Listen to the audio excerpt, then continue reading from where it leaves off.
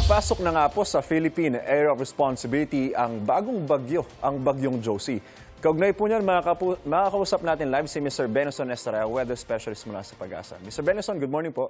Good morning, Sir Anjo. Nasaan na po ngayon itong si bagyong Josie at gaano po ito kalakas? Sa ngayon po may kalayuan pa sa ating kalupaan itong si Bagyong Josie. Ito ay pumasok po kaninang 12:30 in the morning. Nasa 1,095 kilometers east of eastern Visayas at may taglay po na hangin na 65 kilometers per hour. Magpapaulan po ba itong si bagyong Josie at kung oo po, kailan po kaya?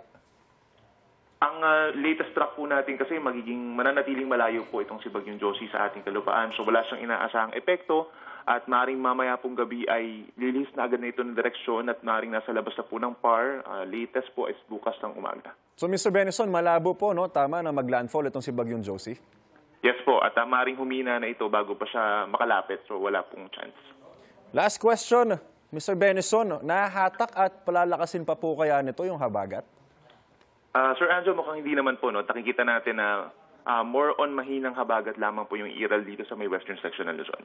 Good news po yan. Maraming salamat at ingat po, Mr. Benson Estrella, weather specialist mula sa Pag-asa. Salamat po.